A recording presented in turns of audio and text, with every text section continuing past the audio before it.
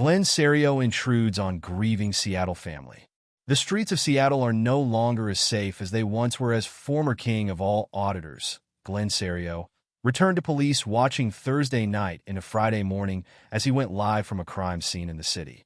Cerio, breathing heavily and apparently having difficulty walking, came upon a scene where several men were standing with police as police were parked behind a car on the side of the road. A man was using a translation application on his phone to communicate with police about whatever was going on. That man finished with police and approached Cerio, asking in broken English for Cerio not to film. Cerio corrected him that he was live streaming and not filming, and then attempted to get the man's story as the man said that his family did not want to be on camera.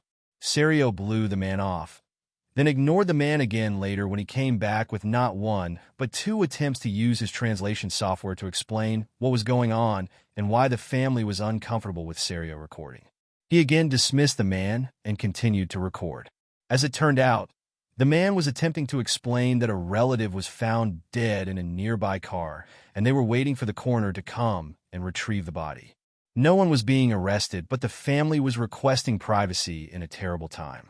Cerio, being Cerio, ignored the request and began to harass police officers at the scene.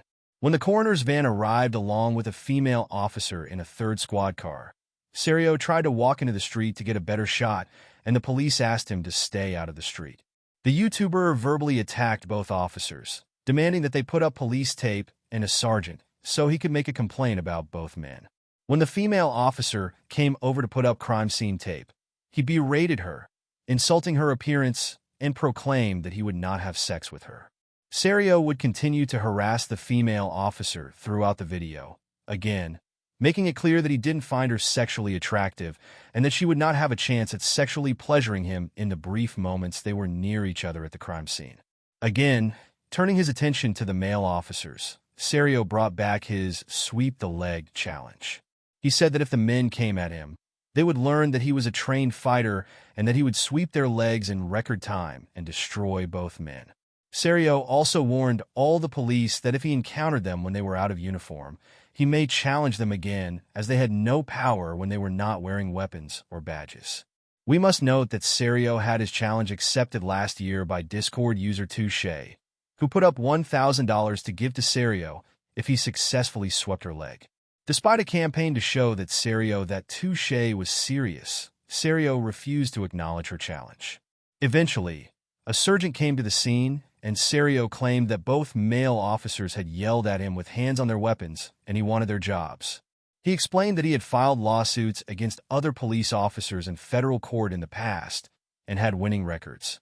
He also claimed that all of the charges against him in the past had been dismissed, failing to account for the 5 days he spent in jail in 2022, and that if the police wanted, he would engage in mutual combat in a UFC ring at some point in the future.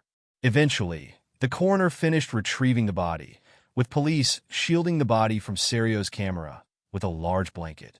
The police wrapped up. Cerio suggested that one of the officers should cross-dress to date the female officer, who he labeled a lesbian, before everyone wrapped up and Cerio waddled back into the night.